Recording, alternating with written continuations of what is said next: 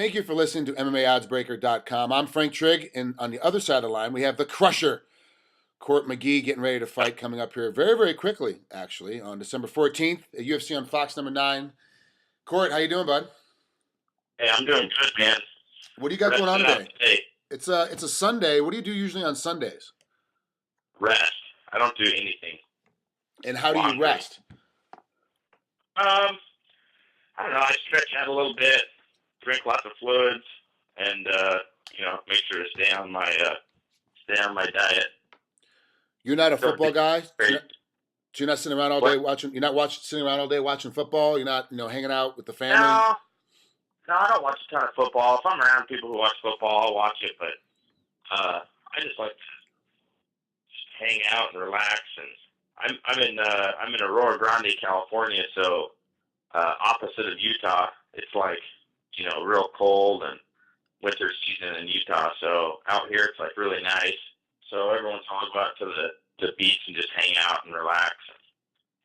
Kind of really not trying not to do much. Are we going to see Court with a brand new tan when he fights on December 14th? Yeah, that's right. You're not trying to surf at all, are you? While you're sitting out there at the beach? No, you know what, man? I don't do anything that would get in the way of me showing up the day of my competition. Like I don't do any skiing. I don't do any snowboarding. No motocross stuff. Nothing.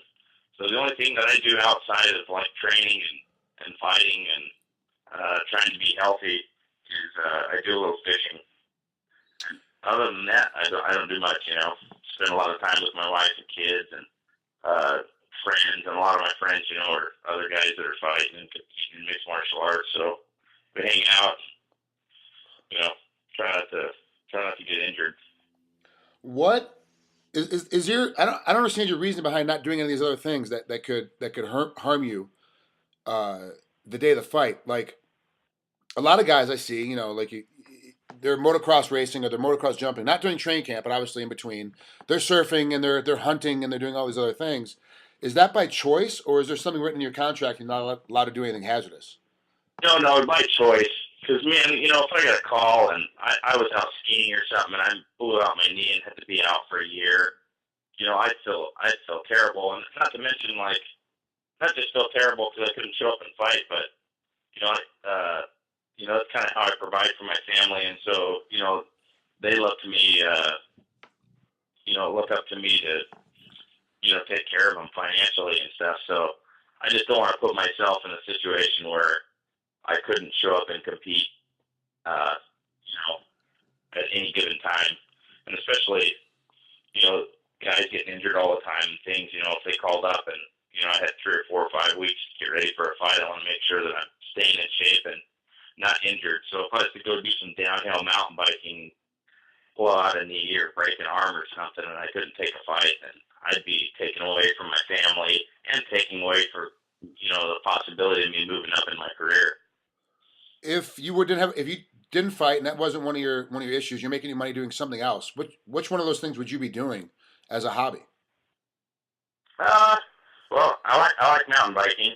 I just don't get too crazy with it, and I'd probably take up maybe snowboarding and some of those other. I used to skydive, and I don't skydive anymore, but I think that's in my contract. I really enjoyed skydiving, and I used to do some cliff diving, cliff jumping. We have a couple of lakes that are pretty close to where I live that, they've got some 40, 50, 60-foot cliffs to jump off of. I used to really like to go up and do that, but I don't do that stuff anymore. So that sounds like a career that you could get into right after you retire from fighting. You could, as an actor or as a stuntman, that kind of thing is what the industry looks for sure. Can you skydive? Yeah, I can skydive. Let's go. 80-foot jump off a cliff. Okay, I'm good. Let's do it. That's the kind of thing you can start making some money afterwards. Is that anything that's ever interested you? Is doing the typical route? Like your Couture's and your Liddells and your Keith Jardines. Like they've all, myself included, Jay Haran. We've all jumped into the Hollywood scene in one form or another. Is that something that kind of interests you when you're done fighting? Yeah, possibly. One thing that I've been kind of pursuing in between training camps is I've been speaking a lot to kind of tell my life story. a little bit on drug and alcoholism recovery, and then some motivational speaking coming from where I was at to where I'm at now. And I spoke anywhere from prison all the way to a junior high school. Churches, all kinds of different places. So I've actually showed up and shared my story on quite a few different occasions. Wow, that's awesome. Most recently being 2 high schools and 2 junior high schools in Emory County, Utah. Out in the middle of nowhere. If somebody wanted to book you for one of these things, how do they get a hold of you to book you? Right now it's like I'm trying to get my website put together. So I mean, they can reach me on Twitter or on Facebook. Court _McGee, and I'll respond through that. And that's about the easiest way to right now. So hopefully right after this fight, we can get my website put up to where they can contact me through my website. That's actually pretty awesome. I know a lot of fighters are out there speaking, but none of them are talking about, alcohol and drug recovery and getting your life back on track and going out and actually giving back, to the community in that sense. That's actually a really good kind of venue to go out there and tell your life story and kind of tell how it is from a personal standpoint, especially the kids that are in junior high school, because that's the influential age where guys are going to start got to make their decisions. What are they going to do? Which way they're going to go? And how is it going to happen? So that's actually a really good thing that you're doing. I spoke at the Utah Narcotics Officers 22nd Annual Association meeting. So I played golf in their golf tournament, and then I spoke to a bunch of narcotics officers, some of which who had arrested me, for a few different charges from my past when I was using and drinking. And, I was a young guy. I was like 18, 19 years old, getting in trouble with these guys. And then, I was offered to come share my story. And I have a little bit of time sober. And so this stuff happened 8 or 9 years ago. But, it's kind of a big turnaround to be asked to come speak to a group of guys who once arrested you. You're kind of on the other side. And it was nice to thank them. One of the guys that was in the room that I was speaking to was the officer who was partly responsible for why I'm alive today. The night that I overdosed, he was the one who found the heroin because it was kind of hid in a glass case and hidden. He found it, and if it wasn't for him, they might have not known to Narcan and bring me back. So, and they could resuscitate me or revive me. So, I was able to thank him publicly and personally, and now he's become a friend of mine on a regular basis, which is really cool. That is neat, and really that's a story that, not only are you going to be able to tell it in person to these kids and these prisoners and wherever you're doing it, but also that's book material. Like you have a life story now of a book background. This is one of the things, really, especially after this next fight, that you should approach the UFC to have them help you expand this level of your business. Like this can become. I know it's you don't want to. You're not doing it for money. You're doing it because you want to give back, especially to those that are having problems, and you want to let them know that there is a light at the end of the tunnel. They can survive and get over it. But this could be a severe, not a severe. Excuse me, I'm using the wrong word, but an amazing business for you during your fight career that can expand and take over and help you keep providing for your family after. Because your story is such an empowering story, and you really went from the lowest of low, and now you're on your way up to not right now. You're at the highest of the high, but you're not quite to your highest point yet. You're still getting better as a fighter. You're still increasing, and it's still getting into a place where you're going to actually be better and better. This is after all the interviews, it kind of sharpens up my game too, because I get the same nerves, like the same fears and things like that when I go out to you get nervous before a fight, or I get nervous, I shouldn't say you, but I get real nervous before a fight, and, you go through all these emotions, and you're thinking of all these different things, and it's similar emotions that I go through when I was getting ready to speak at a high school, up on a stage in front of a bunch of kids, and really I was just kind of telling my story and giving some inspiration, and I didn't go into, the real depths of it, but, I sat back and I thought about it, when I was in high school and junior high, and somebody came in and spoke on how they were a scholar and they didn't miss any school and did this, did that. I didn't even listen to them, man. But if somebody came up and said, "Hey, man, I'm a welterweight in the UFC. I'm a UFC fighter. I'm in the top 50 fighters in the world," I would listen to that guy. And so I think, maybe if there's one kid out there that'll listen to me, and I'm not necessarily saying, hey, change what you're doing or whatever, but, possibly change what you're doing. Or if you do get strung out, there's hope for you, even if you're strung out alone and out by yourself, and think there's no way out of drug addiction and alcoholism. There is, so I'm not really I'm deterring kids, but I'm not really telling them, hey man, don't do this, don't do this. If you do get into the situation where you are drinking and you find that you can't stop, there's hope for you. Or if you're using drugs, so it was really cool, man. And I had a lot of response. I got to meet a lot of cool kids, and and I spoke at a couple of different prisons, and it was wonderful, man. The feeling I had when I left there was just nothing but gratitude. How was so it? It was fulfilling, man. How was it talking to the guy, to the officer that now publicly and privately you're trying to talk? The first time you had to do it in front of everybody, in front of the police officers, especially, like some of these guys arrested you. Was that just as nerve-wracking as any other time, or was this a little bit more intense? You know what? I felt really comfortable. It was weird, man. I was I was really comfortable speaking to those guys because I could speak, openly, because they see it day in and day out, and it's the amount of heroin that I OD'd on wasn't that much, right? And it was a mixture of other drugs and stuff too. That I'd done some cocaine that day. I'd taken some pain medication. I drank. I'd taken a bunch of Xanax. So I had a bunch of shit in my system, but the amount of heroin that I overdosed on. I was telling these guys, they were kind of I heard a conversation they busted these people for this amount of heroin and this amount, and it was who got more. And I was like, man, if you get any of that shit off the street, it's I didn't want to use heroin anymore, but I didn't know how to stop. It's I didn't enjoy it anymore. I did it to maintain a high so that I could get through the day. It wasn't that I was oh, this is great. I'm fucking living in a meth lab trailer and my life is just fantastic. And people are well, why don't you just stop?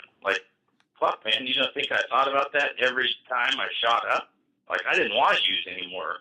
I'd already lost my family. I lost everything. So it was shit, man, I wanted to stop, but I didn't know how to stop, And so if those guys, they charged me and they put all this shit on me, and it set in train a motion or, a bunch of circumstances that I had to follow. Otherwise, I'd go to prison, and I was able to stay sober, so I thanked them for that. And they were like, wow, man, they didn't think of it that way. The more, the better. But man, if they get any of that shit off the street, they could stop somebody like me from ODing, or bust somebody and give them some regulations they had to follow. Otherwise, they're going to go to prison. And for me, that was bad enough. I wanted to stop. It wasn't the prison that scared me or death. It was more, I was going to be 50, 60 years old, strung out and alone, and I didn't want to live like that no more. So it was great, man. And you've been sober how long now, Court? 2,786 days. So since April 16th, 2006. April 16th, it's a one day at a time thing for me. I'm sorry, say that again?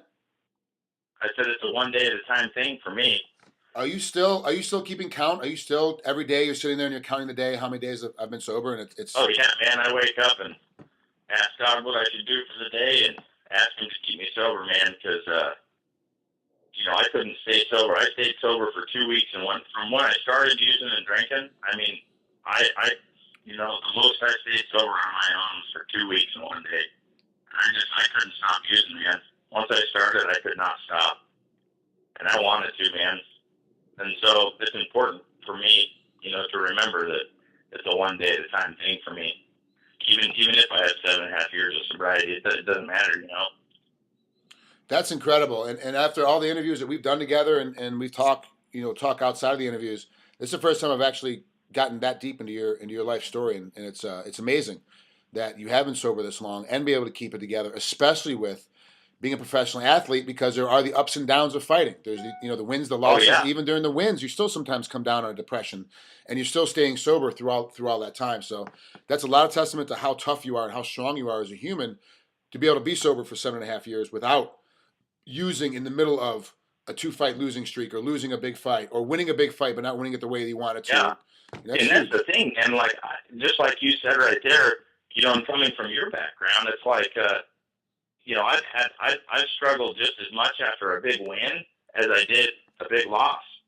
And it's like, it doesn't matter where I'm at. I need to make sure that, I'm, staying present in the moment. And being sober, helps me to realize, like, just because I have a couple of wins, that doesn't mean everything's, I need to make sure to show up every day and do the best I can do. Because, it's like training camp, I take it one day at a time, man. Today's a rest day, and tomorrow is tomorrow. I won't worry about tomorrow. People are asking me, questions like, how do you think you're going to win? Or how do you, I don't even know if I'll be able to show up to my fight, man. I might pull out of this parking lot and get hit, and that's the end of it. But let me tell you, man, the amount of gratitude I have and the ability to reach my hand out to people who struggle is what keeps me going every day. And fighting doesn't define me. It's my job, or it's my career, but my job is to be in the place of maximum service and usefulness to others. And so, I try and reach out my hand to anybody and everybody that I can be of service to. And, if it means fighting in the UFC, then okay. But it allows me to show up every day, man. It's like yesterday in practice, when I was done, man. I could not have done one more thing. I was sick, I was tired, I was done, and I had nothing left. And by staying sober one day at a time and living life one day at a time, I'm able to give it my all when I can, And so it allows me to do the best I can do every day. And then in turn, the day that I show up for my fight, I'm ready, and, I'm there 100%, which is great, because then I can support my family, and I can be a friend and be a dad, be a husband, and be a training partner, and, and it's awesome. Wow. Well, Court, I really appreciate you sharing that story with us here on MMA Oddsbreaker. Good luck December 14th on UFC on Fox, number 9 against Ryan LaFlare. Let's get you out of the parking lot by the end of this interview. I appreciate you coming on here, and I'm definitely going to be watching for sure. Hopefully I'll be there live, but I'm not sure about this one yet. For sure, though, I'll be at the house watching it if I'm not up there. Oh, right on, Frank. Man, I appreciate it, dude. You got it, buddy. Have a great rest of the day. We'll talk to you soon. Hey, you too. Take care.